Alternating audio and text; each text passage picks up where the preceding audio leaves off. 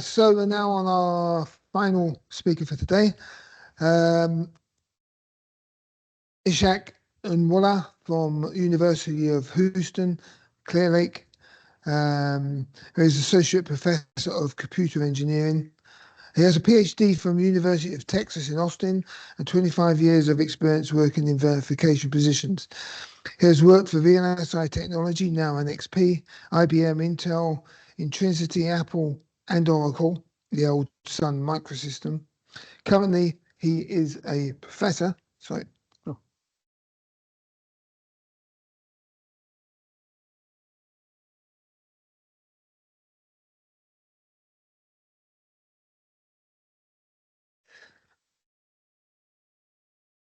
Currently, he is a professor of computer engineering at the University of Houston, Clear Lake.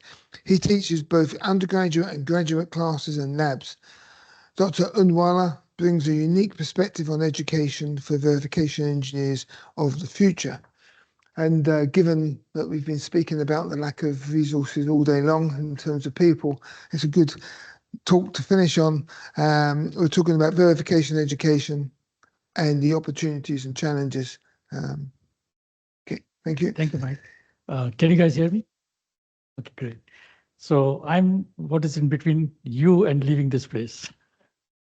That's a dangerous place to be. But Unwala and Mike, professor at University of Houston in Clear Lake. He already mentioned a lot of these things, so I'm going to, I've been working 25 years in the industry, and for last 10 years, I've been teaching at in Houston. Now, education, as all of you hopefully went to college. So there's a core curriculum, which is, everybody has to take, all engineers. And then there's what I call, specialization in verification or design. Okay, so different aspects of that. Verification engineer, we recommend that you take more courses in architecture, functional debugging, understanding, what is a function, perspective, coverage of events, verification tools like, DVC and so forth. And also, learn to generate tests. For design engineers, on the other hand, we put more emphasis on how do you meet the timing? How do you, efficiently implement an algorithm in hardware? How can you fit the area in your design? Power and transistor size, routing wires, and so forth. So there is a difference in education emphasis. Both can take classes in either one, but there is always a recommendation on one side or the other. Also, we recommend that if you are have a strong software side, verification is probably, slightly better. So people have been noticing all along that verification engineers all along today morning since talking about. That's because the increase in complexity, as many of our panel people have been talking about.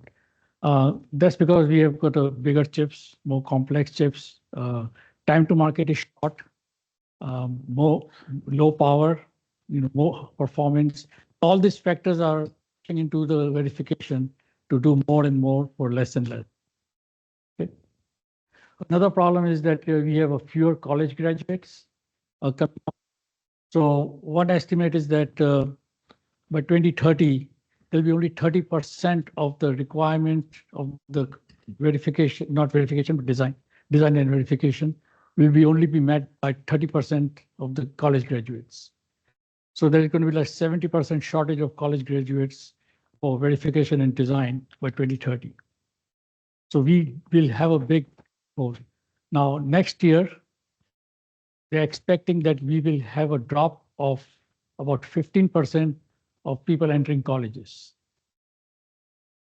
That's because in 2008, we had a recession and the birth rate fell. So now we are seeing that the birth rate, coming into the picture.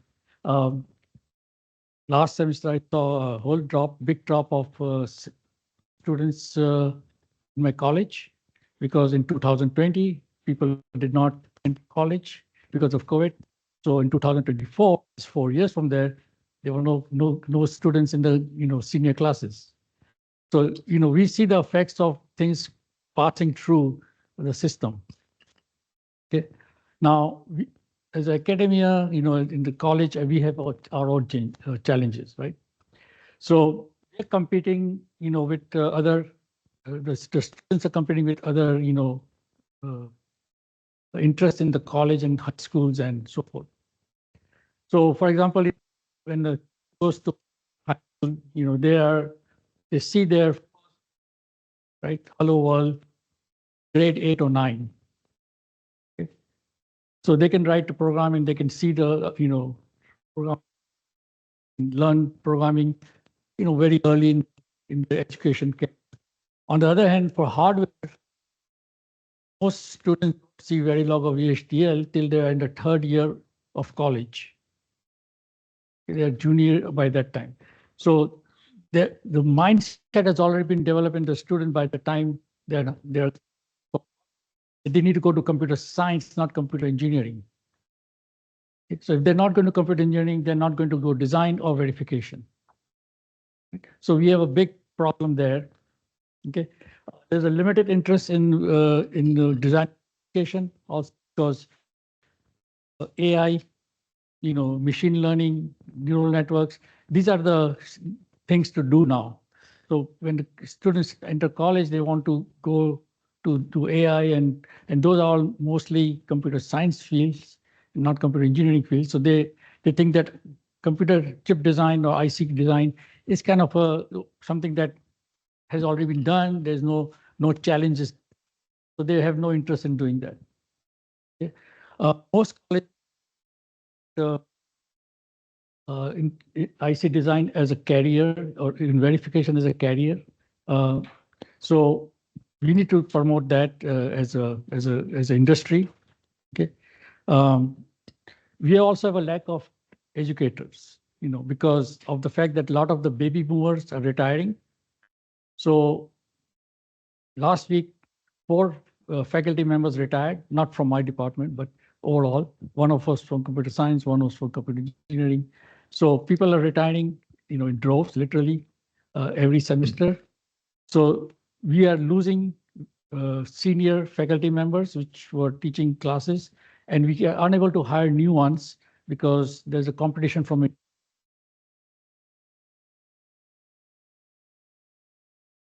Okay. Uh, we don't have support staff at the university. Sorry, I'm complaining a lot today. So what do you mean support staff? Well, when companies, give us a tool, we have to install it. So the people in the IT department, they can do that. But if there's anything wrong with the tool, IT department doesn't know anything about the expertise. They don't have expertise on the tool. They have expertise on the system. So they will say, okay, what do you want?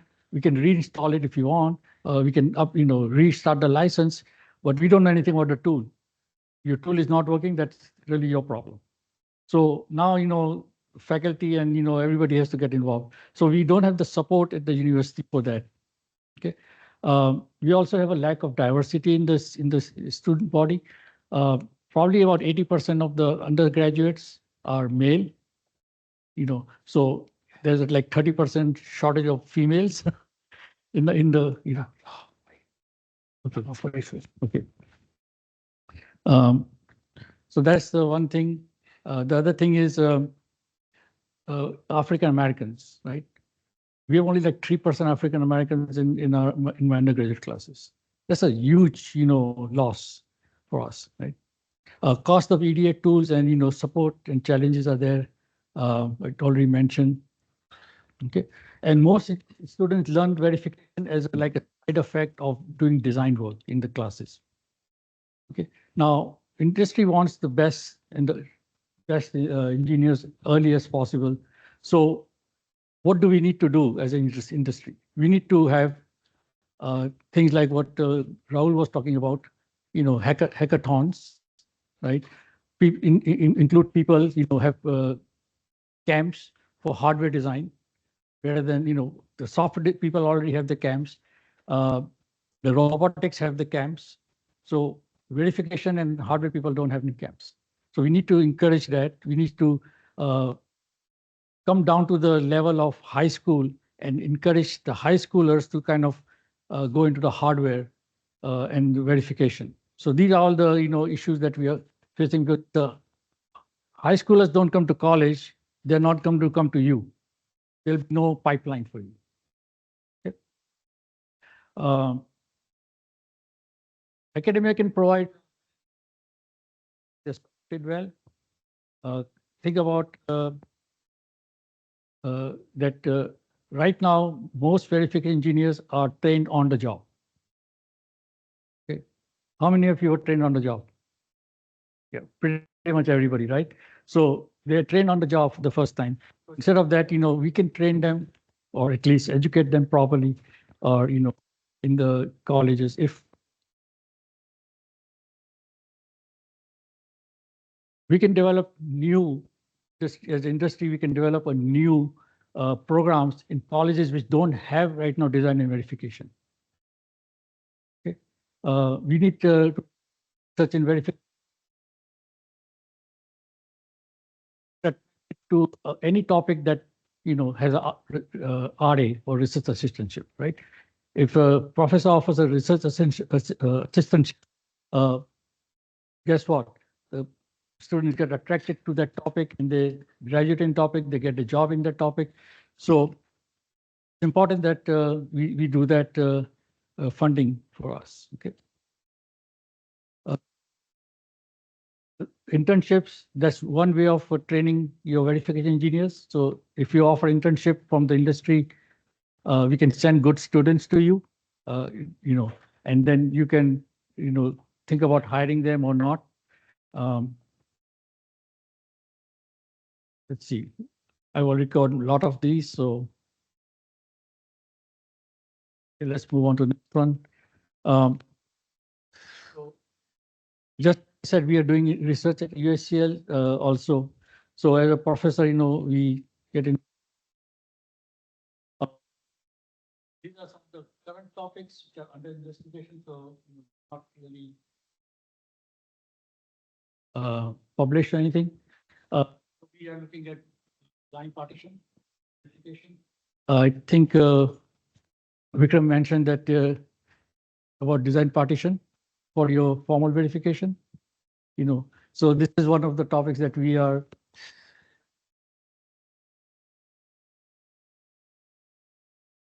So we all,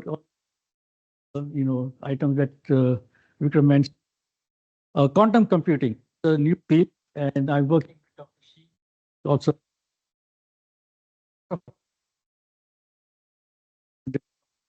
Across, disciplines and so forth. So he's a expert in quantum computing. So I'm working to do some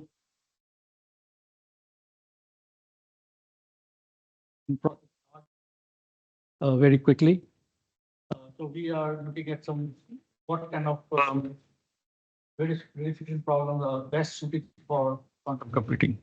Now, quantum computing algorithms are not same like Fortran algorithms, for loops and do loops and while loops. They're very different properties. So that's something that needs to be developed. It's a very algorithm that we have to develop. One topic, another topic.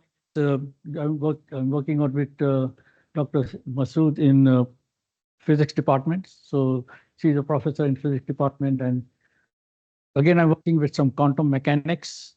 The bit representation of bit in quantum world is not 0 or 1, it's 0 or 1. So it could be 0 or 1, 0 or 1. So it keeps on flipping. Also, they have got something called, I think about to write it, entanglement. So it's a quantum entanglement between it is up there, right? Electron entanglement or quantum entanglement, where two electrons, they get entangled, and if you make them further apart, they still are entangled. So there are a lot of implications on how you process information using quantum, computing. So that is one of the items, and it may have an implication for verifying the quantum computer itself. We verify our IC integrated circuits, but who is verifying the quantum computer? So that's one whole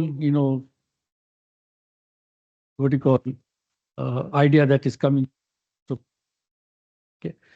Some of the previous work that we have done and have been either a thesis or published. Uh, so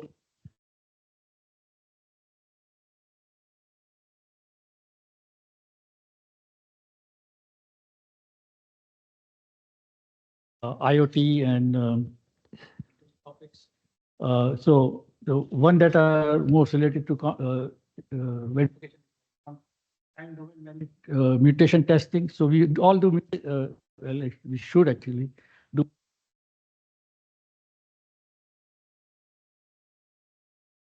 test vectors over it, catch that inserted. That's called mutation testing. But what about time domain mutation testing? We only doing the one space. Did a research on the thesis, and we wrote the thesis on that. So what if the signals are early or late? Can you test find it? Okay. We also looked at something called universal test generator. I think somebody mentioned that there was some work on that too. But a lot of ISAs have similar instruction set. What if there was only one test generator that could mimic multiple ISAs? So that is one aspect that we are looking at. We did some work with one student on trying to get two microprocessor ISAs to be assembled by the same. But I think there's a lot more work to be done for make it more universal. I don't think it will ever be 100% universal, but we can make it as good as it gets. Okay. So these are some of the topics that we have done work on. Since there are other faculty members in my program, and one of them is Dr. Yang, and he was kind enough to let me talk about his research. Remember, a lot of the faculty members don't want to talk about the current research because they don't want it to get published before they can publish it. So they are very protective of the research. So Dr. Yang, is right now working with Berkeley Labs on verification of of F, of um, of a chip that is for DoD. Okay, yeah, 1 second.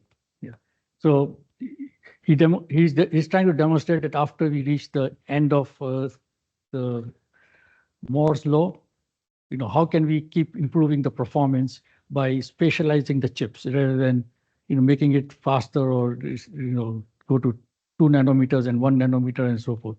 So he's trying to prove with Berkeley that how we can make more progress. He's also investigating spatial pattern. He's also investigating which salt concentration for. He's also interested in investigating federal learning, which is and so there's a lot of research going on at my universities and other universities on verification topics. We just have to find those and support those things. So the conclusion, the education for design and verification engineers is similar but not same. Okay, we need to, industry and academia need to work together to promote verification, especially, and design also, because a lot of these problems I mentioned are related to both. There are a lot of exciting things going on right now. Yeah, there's a massive computer power available now compared to even 5 years ago. Quantum computing is becoming more mainstream. Artificial intelligence, machine language and neural networks, of course, they're all coming into the picture. And we had a lot of talks on artificial intelligence today. So there's a lot of things going on right now, and it's a very exciting time to be a verification engineer because completely new ideas are coming up. Perfect. Okay. Thank you you very very much. So it's time to wrap up. It's 4:30 now, so we're going to move straight to the closing slides. So any questions will have to be asked after the final slides. Sorry. Questions? Oh, you will talk to me later. Okay, sure. Okay, thank you. Thank you very much. Oh, sorry. There's the clicker. Have you still got the clicker? No. Okay. So that wraps up the day. So thank you very much for participating. Thank you for staying to the end, seeing it all the way through. And thank you to our sponsors, Cadence, Synopsys, Dualos, Brecker, and TestSolve. All these slides will go online. They will go online as a PDF. That will be available today, usually available end of day or maybe tomorrow. It's done by Disha, who's based in India, and she's due for a long sleep, I think, so she may be doing it tomorrow. The recordings usually take about a week. There's a lot of recordings to go through, but they go online as well. So you can watch it again if you want, or maybe see one of the tracks you didn't see, or just share them with a colleague. Okay. They'll be emailed to you as well. The links will be emailed to you. No one ever complains that we don't send enough emails. So if you've got any other topics that you want discussed or you want to present for next year, we will be back next year. So if you want to do a presentation or a topic, just let us know. This is some of our upcoming events.